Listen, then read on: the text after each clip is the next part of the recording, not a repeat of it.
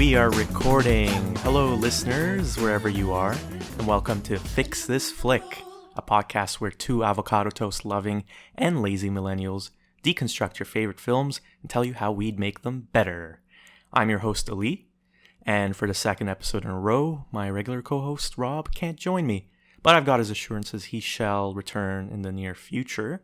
So in his stead, my close friend, Holly, kindly accepted my invitation to tear apart a revered classic she actually hadn't seen before. Holly, thank you for coming. Oh, thank you for having me. Hello. It's been a while since we've done the face-to-face thing, so it's a good excuse to catch up.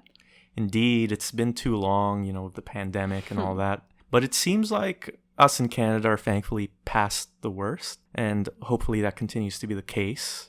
I should ask you before we get started, are you okay with me lumping you in as yet another one of those lazy avocado toast loving millennials? I was actually going to call you out on that because I don't like avocados. But I'm also very lazy, so that's fair. That's valid. And Holly, is it fair to say that unlike anyone else who has previously been on this podcast, that you're actually sort of involved in the film industry? Sort of involved is for sure how I would describe it. I mean, you might recognize me from TurboTax commercial. It was playing on the Super Bowl. If anyone watches the commercials during the Super Bowl, I don't know. I was that confused lady with the face. That's how people now can recognize me. But I guess I've also done a few other commercials. I was pretty lucky at the end of last year, and some theater stuff. I like to just generally call myself a creative. So right now, I guess I'm working on a script with you for a show. Yeah, but that's top secret, right? Yes, all details will reveal itself in good time. And, in case we fail miserably, we'll just pretend it never happened, and all the scripts will be buried very deep, deep, deep in the ground with our hopes and dreams. As you can tell, we're very optimistic about our show's chances. I mean, I like to call myself a realist, so... I call myself one too, but funnily enough, as much as we are realists, our show's going to have quite a bit of a fantasy, magical realism angle to it. You're revealing too much. Okay. Yeah. Top secret. Okay. Well, when you return to the podcast in the near future, hopefully we can reveal more. Yeah, and as long as we pick a shorter movie next time, I'll be happy to come back. Well, I don't want to spoil our discussion too much, but it was a very, very long movie. Very needlessly long. The very needlessly long movie Holly's referring to is, of course, Quentin Tarantino's Django Unchained.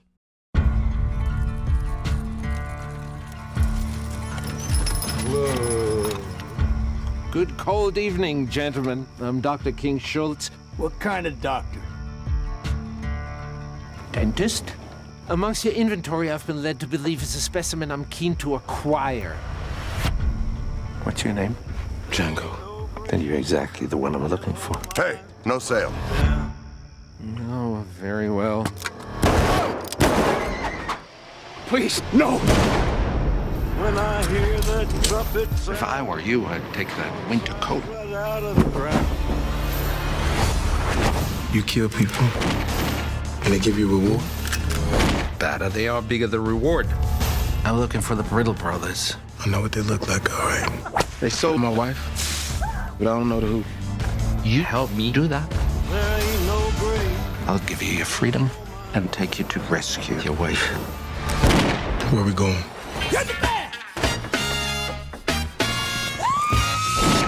Bullseye. Come on over. We got us a fight going on that's a good bit of fun. Coco, give me some sugar. So you really free? Yes. You mean you want to dress like that? What kind of dentist are you? Touch your guns, you die. Yes! Woo!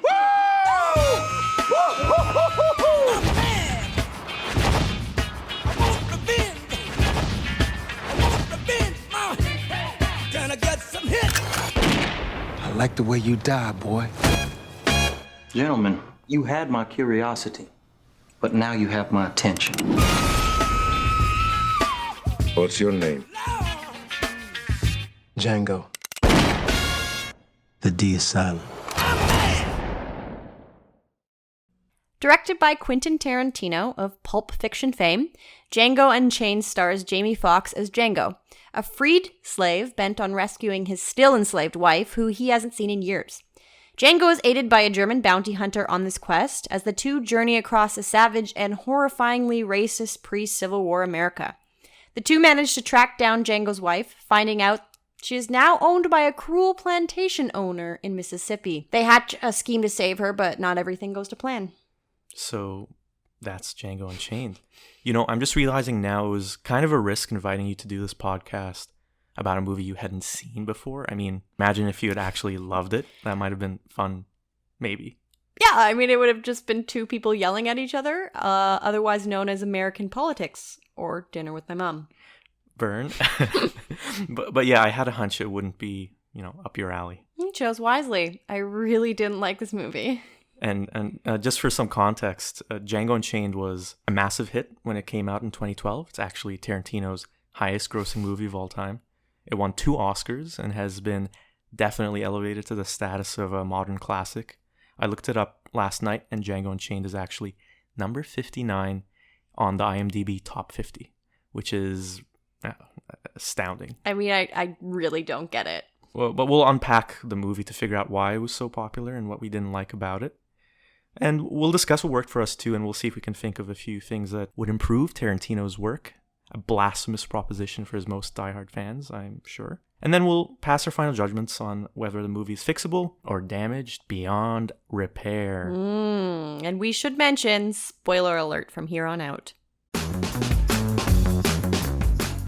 Before we saw it the other day, I hadn't actually seen Django in 8 years, since when it came out. I really hated it while I was watching it in the theater, and I still remember it being real crowd pleaser and people were into it. And so I kind of thought all these years, maybe I was wrong. Maybe my first impression was just harsh or something. And, part of me was really wondering that while we were watching it the first time, because I actually felt that the first few scenes were pretty good. Yeah, I actually enjoyed it, the first few scenes. Yeah, I mean, it introduces the characters in a fun way, engaging, and it gives you a feel of the racist world the movie is in. And you get to meet the eccentric German bounty hunter who's played by Christoph Waltz. You get introduced to Django, and then Django is freed by the German bounty hunter. But here's the thing where I would say I noticed a pattern with the movie is the movie throws all these plot elements at you. Yeah. That in the grand scheme of things don't really matter. I don't even really remember the bounty hunter's there because Django knows what criminals' brothers look like. And then they just... Which also seems just so weird as a plot thing of I'm going to find the one slave that may recognize them and bring him along with me. There's so many other ways that you could find that out, I guess. So the first, roughly hour of the movie is kind of, I would say, a introductory chapter, really, right? Yeah. So you learn why they're working together, and you get to learn the ways of the bounty hunter. He starts to teach Django some tools of the trade, and he gives him a way of life that's as a free person that he can pursue. And I would say, looking at the movie as a whole, that it's 2 hours and 45 minutes. And I'll preface this by saying that I am a Tarantino fan, but I would say I'm a Tarantino fan pre-Django, because what I started noticing with his movies and towards the latter end of his career, his last 4 or 5 movies, is that he really bloats the runtimes. I mean, Inglourious Bastards, which I do like, is I think around 2.5 hours long. Django Unchained is 2 hours 45 minutes.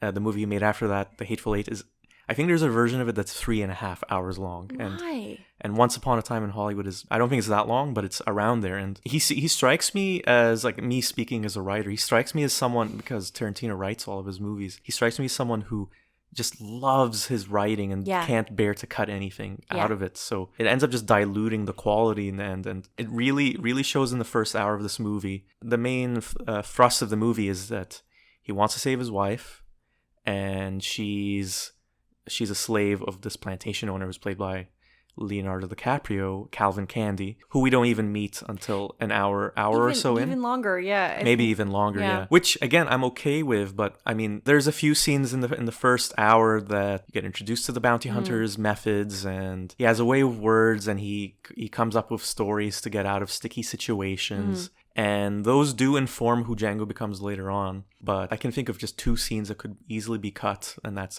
10 minutes right there. Yeah. There's the scene where the Ku Klux Klan comes after them, And there's some comic relief with the clan members having eye holes in their masks that are too small. And then it turns out the wife of one of the clan members made all the masks, and he gets upset when they all don't like the mask. And so he leaves. And then they raid where the bounty hunter and Django are staying. And I mean, easily cut out, I would say. There's another scene where Django and the bounty hunter, this is when they first met, basically. And the bounty hunter just kills the sheriff in the town, and Django goes, what the hell is going on? And it turns out that the sheriff was a wanted man, and so the bounty hunter gets out of that situation. Easily could have been cut too, I think. Yeah. I mean, it really, really is a shame, because one of the things I like about Tarantino is that he kind of diverges from the main plot, and then you get introduced to these characters in these unique, colorful ways, and it's here throughout Django Unchained. I mean, little things like how Calvin Candy likes to be called Monsieur Candy because he likes French things, but it turns out he can't actually speak French, so he has these pretensions but doesn't actually live them. There's a lot of little things like that, eccentricities to the characters that I like. But I feel like with his older stuff, it had more of a cohesion and it felt less of a diversion than it does here. Yeah, I mean, I can tell that. I mean, I've seen Pulp Fiction. You know how I feel about that movie. Yeah, you need to rewatch it. I do need to rewatch it. You're right. 100% need to rewatch it. But I also didn't know what I was going into. So I think that's why I might enjoy it. But you saying that does kind of separate his Django Unchained versus Pulp Fiction, because Pulp Fiction, even though I was like, what's happening? Everything that did happen, and even the dialogue that led up to it, all was engaging, and it didn't feel gratuitous. Whereas with Django Unchained, it just felt like, oh, let's add in another scene. Oh, let's add in this thing. Let's just change it. For me, I didn't know what genre Django Unchained was. Yeah, it's kind of a bit of action with a bit of comedy. It's heavy drama times too. Right. Yeah. The best way to describe it, I would say, is that in something like Pulp Fiction or Kill Bill, they're long movies too, but they're tight in terms of what you watch, because things are very much cause and effect. Something happens and then there's an effect. And this movie is more of a detour into exploring the different ways that racism looked like back then and just showing the horrors of it. I mean, the Ku Klux Klan scene is one example, or the scene where Django and the bounty hunter finally go to Calvin Candy, Leonardo DiCaprio's character's plantation. You see a slave being torn apart by wild dogs, and you can just see all of the white people just kind of gleefully watching this display. The thing is with this movie, some are woven into the plot, some are really big detours. And so I think I remember we were an hour in and we were just thinking, wow, like the movie hasn't even really started yet. Yeah. Well, it's funny because for me, I also felt like I'm really bad with character names, but Big Daddy? Big Daddy, who's the head of the Ku Klux Klan. Yeah, which like that whole thing kind of seemed like that was the movie itself. Like we didn't need anything further, but then they're like, okay, now we need to make the movie happen, because it felt like that was the whole thing, because he was looking for these brothers. He found these brothers. He killed these brothers. And then like obviously Big Daddy needs to get his revenge. But then it ended and he was dead. And we're like, okay, now I guess we need to keep writing. Now we need to keep going, yeah. Yeah, like you could, and especially with Django shooting Big Daddy, because what are the chances that he'd be that good at just like killing this guy on a horse?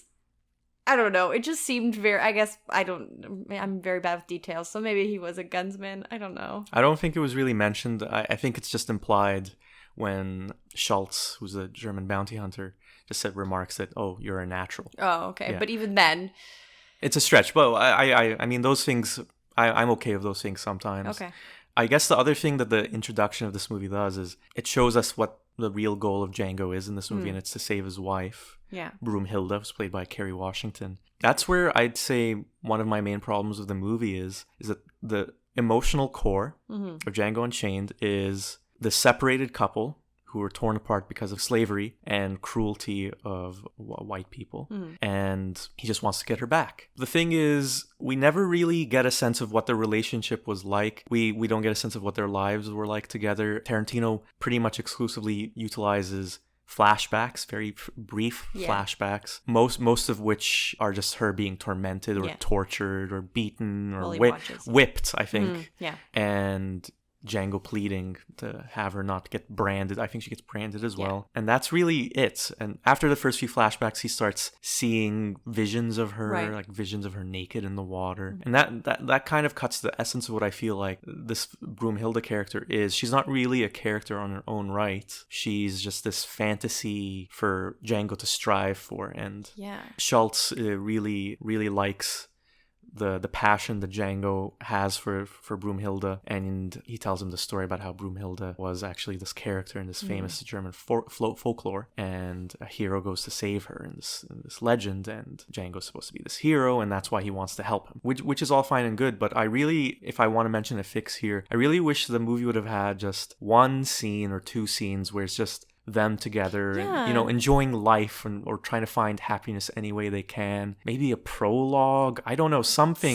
You saw no form of any kind of bond or chemistry between them. Like, even when she saw him for the first time, she faints and then that's it. And then the end, when she's on the horse and she's like claps because he did it and blew the thing up, there's no interaction between them. That's the thing, she doesn't even have a line in all those flashback sequences. And when he does finally meet her, he isn't even the one who tells her what he's going to do. For some reason, it's Schultz. And I think that's done a little bit so the build-up for their final reunion can happen, and then that's cut by her fainting. And I get why it was done, but it really kind of showcases how this movie isn't about Kerry Washington's character. When we finally see her in person, in the flesh, so not through a flashback, again, she's being tortured. She's in a hot box, which is just a hole in the ground where she's just supposed to sit all day. She's pulled out naked and dragged by men, and she's just kind of screaming, and that's her the whole movie. She's really just this fetishization of violence, and a victim of violence who Django must save. Which I just want to step in because it's not, like, I think that's still important to have in the movie because that's how slaves were treated. For sure, and, like, that's the racism of the whole piece. So it's not saying, like, oh, take that out. It's just that we didn't see any sort of real passion between Django and his wife at all. Like, I think they kissed maybe once in the flashback, but even then, they definitely did. They definitely kissed, but even then, I just didn't feel like there was any sort of, like, passion, and I wanted to see that. I think it's supposed to just be assumed, you know, because they're slaves, and you're supposed to go into it with the context of, you know, obviously slavery was cruel, and what happened to these people was just unspeakably unjust. And so you're supposed to just root for them in that kind of capacity. Which, I'm okay with that. But I feel like there was a missed opportunity to just flesh them out as real characters. I mean, beyond Broomhilda, I'd say even Django's kind of a one-note character. I mean, what do we really learn about him? We learn that he loves this woman and he's willing to do anything he can to get her. And he's a survivor. And he picks up things fast. He wants to get revenge. But that's really it. What else do we really know about him? He has I don't know, I'm struggling to think of things. He has a certain flashiness about him. He likes to be a bit flashy. If you remember the first costume he wears, because Schultz tells him you need to have a character when you're a bounty hunter, and you get your costume, and he wears this ridiculous blue outfit that's even dated for when that movie is supposed to take place. Can't really think of anything more than that, and I think that's where the core of the movie is really just missing. I don't want to compare too much to older Tarantino movies, but when I think of another revenge movie that Tarantino did, which is Kill Bill, you understand all the nuances of Uma Thurman's personality in those movies, and why she wants to get revenge, and why she's reluctant to do it in certain ways, and you just kind of follow her on this journey, and there's ups and downs to it. And for Django, it's pretty much smooth sailing until the very end when he gets captured, but when he does get captured, nothing further of consequence happens. There's threat of him having this horrendous life at working at a mine and losing his wife, but it's all ended so quickly. He just manages to finagle his way out the situation, and then he just goes back to getting his revenge. So it feels really unearned. I mean, when a movie's lacking that kind of emotional core, it just permeates the whole thing. Oh, I agree with that. I also am just, for the most part, and you said that too, that just the characters in general I found very not fleshed out. And in a sense, I think you had said this while we were watching it too, it felt more like, here's all these characters because we have all these actors that they could play these characters, and then let's build a narrative around it. You know, I was listening to a couple podcasts about Django, and like people are just like loving Samuel L. Jackson's character, and they're loving how Leo DiCaprio's never played something like this, and it's so different. And I was like, yeah, But I don't think it really serves the story, the like type of character that they're playing. Like, it doesn't necessarily make me understand what kind of character it is. It's just like Leo yelling and doing things. He always has to have a scene where he yells. Yeah. Yeah. Yeah. Yeah. And Samuel L. Jackson's in this movie as well. He's a Tarantino favorite. He plays the head house slave of DiCaprio's character, Calvin Candy. I kind of like how it was set up that he would be a nemesis later on in the movie when Django says that there's nothing lower than the head house N-word. And that's the person who turns out to actually ruin their scheme to save Broomhilda. And we should get into what the scheme was. So they basically track down Broomhilda to this plantation owner in Mississippi, Calvin Candy, and they know that he owns this massive plantation, has a lot of slaves, and he likes mandingo fights. Mandingos are just black slaves who fight to the death against each other for entertainment purposes. And so what's this scheme that they come up with? That they're gonna buy one of the Mandingo slaves for themselves for $12,000 so that they could also get Broomhilda. Like, I don't quite know the logistics, but they go in being like, "Oh, we're gonna buy this guy, and we're gonna barter with you on it." But to what extent, I don't really know how that ends up leading into being like, "But also, we're gonna get your wife." It's all meant as a distraction from what their real goal is. Sure. Because if they offered some money to buy Broomhilda and they were just turned down, or they weren't even given an audience, then they would have never gotten Calvin Candy's interest or attention because he's a big shot, and then that would have been it. So that's the thinking. And I remember it all came back to me why I didn't like the movie watching it the first time, because I remember thinking like there had to be a simpler way to figure out how to get her. I mean, their angle was that Schultz is German and Broomhilda, it is revealed, speaks German. And so they come in and pretends like, "Oh, wow, I heard that you have this slave who speaks German. I'd love to meet her." And the idea is to just kind of throw her into the mix. Like, "Oh, you know what? Throw her in as well." Kind of hide what they're doing. But wouldn't it have been simpler to just go in and say, "I'm German. I'm used to this area. Yeah. I heard you have a German slave. I like Mandingo fights too." I don't know, something along those lines. Yeah, well, because it's the same as like how I guess he technically bought Django, like at the beginning. You know, he just was like, "I want your slave," and then eventually shoots the guy at the beginning. But yeah, I think there's some like, okay, you run into him and be like, "Hey, I've been hearing your name about how you have a slave that speaks German." That, like, I don't see why that couldn't have been done. And then even I think Samuel L. Jackson's character eventually is like, "I don't understand why they had to deceive us like this." And it's like, yeah.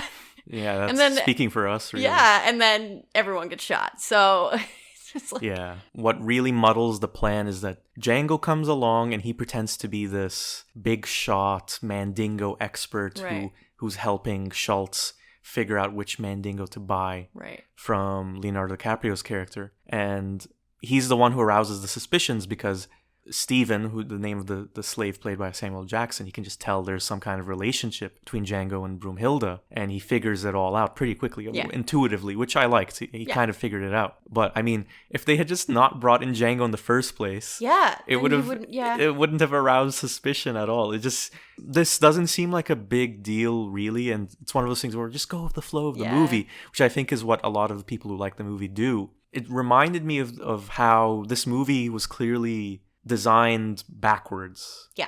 Instead of starting with the characters and their experience and, you know, where they start and where they end, Tarantino wanted to throw in a German bounty hunter because he probably wanted to cast Christoph Waltz again. And he wanted Leonardo DiCaprio in it in some way. And he wanted to have Mandingos in it. And he wanted to throw this in and that in. And so plot and the characters are just kind of molded around all of these things that he wants to insert. And he wants to insert all these examples of racism. Fine, do all that, but you should start with the characters and the emotional core of the movie. Yeah. And I think that's like the biggest fix, to just change. I mean, it's a huge fix, really, because it will change what the movie is like. Right. But I mean, I would be curious to see what a version of it like that would be, where it's just focused on him saving his wife, and you really see his love for his wife, and figures out a way to get her that isn't so very blatantly choreographed in a way to just satisfy the director's goals of inserting all this other stuff. And there's just a lack of harmony there, and it really came through the first time I saw the movie, and it was there the second time. So we don't want to shit on the movie too much. There's a lot of things to like about Django, and we talked a little bit about how it really does showcase the horrifying nature of what racism was like back then. And Leonardo DiCaprio's character is just a horrible human being. I mean, so when we talked about a runaway slave who was torn apart by dogs, the reason he tore apart the slave is because he didn't get his return on his investment for having this slave as a fighter, because he only fought for him a couple of times and he expects 5 fights for the amount of money he played for him. So it's just this callous looking at them as property. Yeah. As something to just be disposed of and expendable. We also find out that Calvin Candy, DiCaprio's character, is a fan of phrenology, which is the study of human skulls, which was a science, quote unquote science, to see the differences between the races. And he takes out the skull of one of his favorite slaves and he cracks it open in front of Django and just explains how these indents in the skull mean that black people are more subservient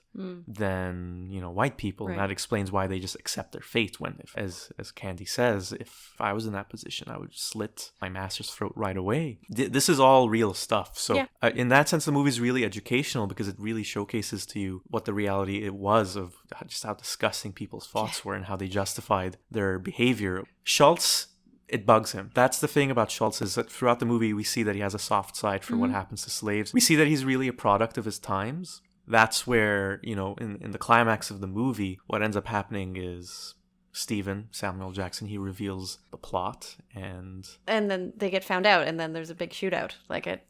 Did I miss something? The reason the shootout starts is because Schultz, he just can't handle... He's basically forced to pay what they wanted to pay for the Mandingo slave for Broomhilda. Yeah. So the protagonist could have got exactly what they wanted, but Schultz couldn't accept just letting this racism last, right? Yeah. And so he shoots DiCaprio, and then he gets shot in turn. He basically... I guess he's supposed to be the white man redeeming himself by sacrificing himself. Maybe. I think he's supposed to be the white man who can't stay silent anymore. Yeah, that's fair. About all that he's witnessed. And he was really impacted when he saw the dogs tearing apart that runaway slave. I guess he reached his limit by then. But in the end of the movie, bloodbath. It's just a bloodbath. He escapes. He gets captured. Yeah, he escapes. then he escapes this capture and then goes back. Yeah, and then he goes back, and then he continues killing people. It just becomes a ridiculous fantasy revenge in the end, which also again I'm okay with. Yeah, totally.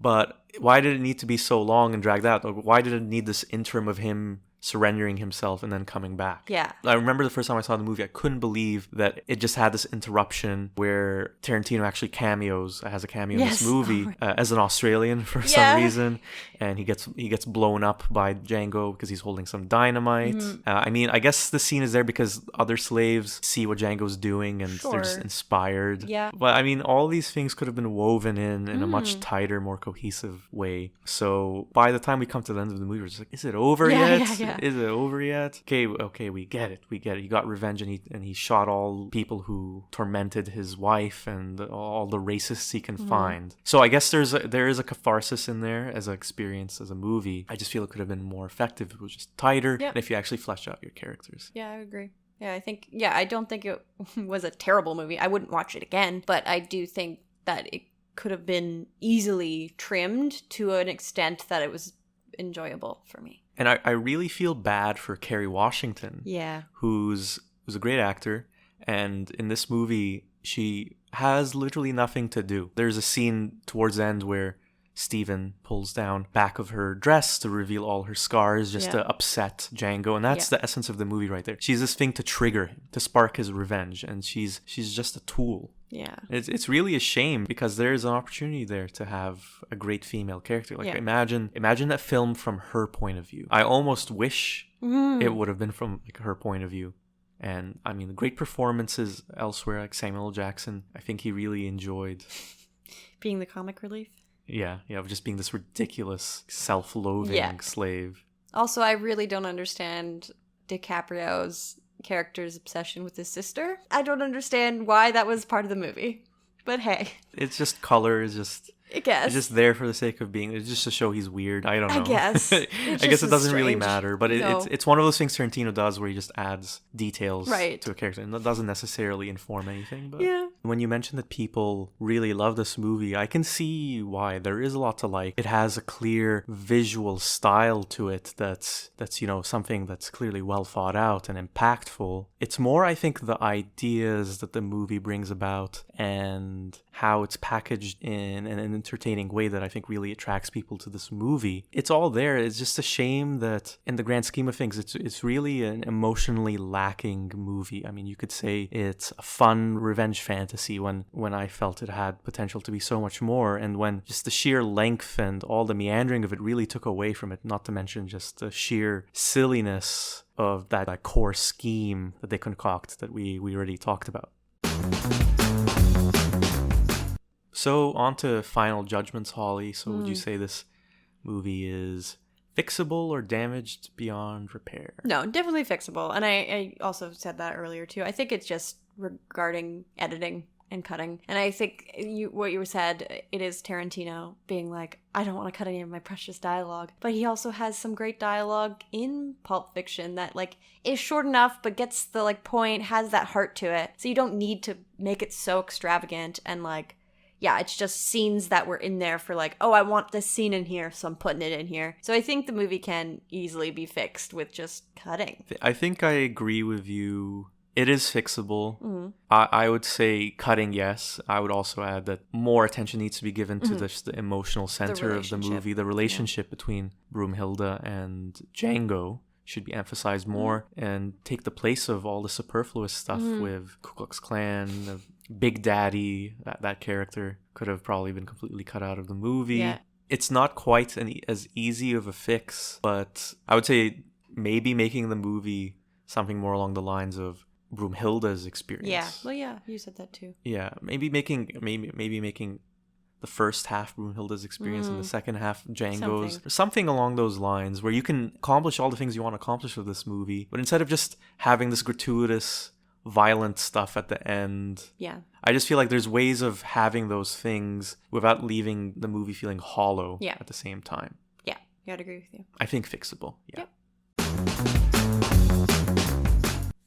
And before we sign off, we just want to recommend a few things that we've been watching lately. Holly, so anything you recommend? Yeah, I just watched the second season of Dead to Me, but I also really enjoyed the first season that came out last year, mostly because of the relationship between the two women in the show. What's the show about? It's basically this woman, it starts out with, you find out that her husband's dead. And so she's mourning the loss of her husband while also trying to take care of her two teenage boys. And so she goes to like a grieving counselor session where you sit down with a bunch of people in a group who are also grieving. And there's this other woman there who's just like very strange and weird and kind of like obsessive over her. And you're like, who is this person? And it just kind of is a weird crime drama in a soap opera kind of style, because there's just stuff that happens that you are like, what? This is not reality, but it fits with the way the show is played. And it's a half-hour drama, which is what I really like, because they get everything they need in a half hour instead of making it an hour-long drama and just adding things. But I do, the relationship between the two actresses,